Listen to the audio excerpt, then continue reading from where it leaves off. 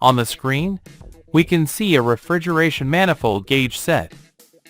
The blue gauge is connected to the suction line of a running air conditioning unit that uses our 410A refrigerant.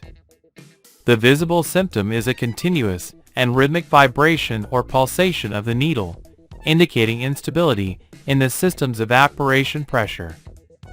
This anomaly is a clear sign of an operational fault that requires accurate diagnosis. If pressure increases, temperature also rises.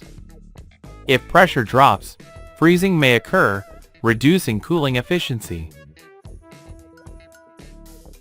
Let's now analyze the likely causes of this issue, ordered by how frequently they occur in the field.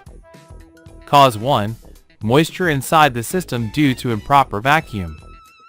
Estimated likelihood, between 40% and 50%. This is the main cause, especially in newly installed or service split-type residential units. Skipping a deep vacuum below 500 microns and not using a micron gauge to verify it is poor practice that guarantees the presence of moisture. Residual water vapor travels with the refrigerant to the expansion device. At this point of sudden pressure and temperature drop, moisture freezes and forms micro ice crystals that partially block refrigerant flow, causing pressure pulsations reflected in the gauge. To correct this problem permanently, a complete procedure is mandatory. A. Recover all refrigerant from the system. B. Replace the filter dryer. This step is not optional. The old filter will be saturated with moisture. C. Flush the system with dry nitrogen to remove any residue.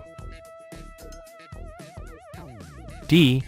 Perform a deep and sustained vacuum using a vacuum pump, monitoring with a micron gauge until reaching and maintaining a level below 500 microns. E. Break the vacuum with a new charge of our 410A refrigerant, weighed according to the manufacturer's specifications. F. If severe moisture is suspected, e.g. milky oil, it is highly recommended to change the compressor oil. G. It is also advisable to run the refrigerant through an external filter dryer or a recycling unit with drying before reuse. Cause 2. Physical obstructions in the filter or expansion device. Estimated likelihood, between 25% and 35%. This category includes physical restrictions in the system due to contamination. A partially blocked filter dryer or expansion device may be filled with dirt, wax, or carbon from compressor overheating, or other residues, especially if nitrogen was not used while brazing. These restrictions act like a bottleneck, causing irregular pressure variations as the refrigerant forces its way through. This fault can be confirmed by the presence of frost or heavy sweating at the exact point of obstruction, such as the filter or capillary inlet, caused by the localized pressure drop that results in a drop in temperature. Recommended solution. A. Recover the refrigerant. B. Identify and replace the obstructed component. Capillary tubes and filter dryers should always be replaced together. C. Inspect the compressor oil. If metallic debris or carbon particles are found, this indicates a more serious problem in the compressor. Replace the oil.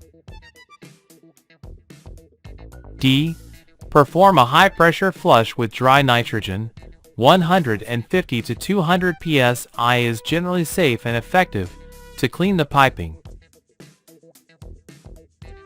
E. Proceed with a deep vacuum and recharge with fresh refrigerant.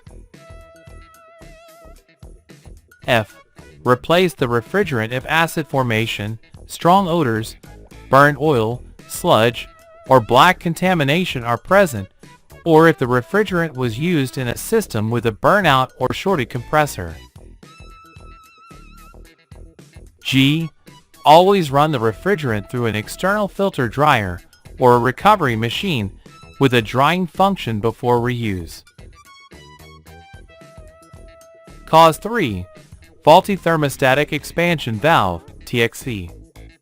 Only applies to systems without capillary tubes. Estimated likelihood between 25% and 35%. The expansion valve may be worn out, contaminated, or its sensing bulb may have lost its internal charge. This leads to exaggerated or unstable reactions from the valve. Recommended solution. The procedure is similar to correcting a capillary blockage, but the focus is on replacing the thermostatic expansion valve. Ensure the sensing bulb is firmly attached to the suction line and well insulated. Cause 4. Internal problems in the compressor. Estimated likelihood less than 10%.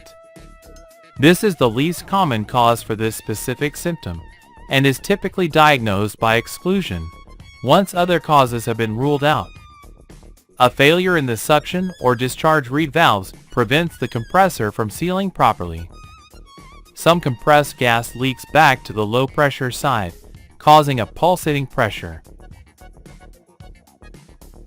However, this kind of internal mechanical failure is usually accompanied by other, more severe symptoms.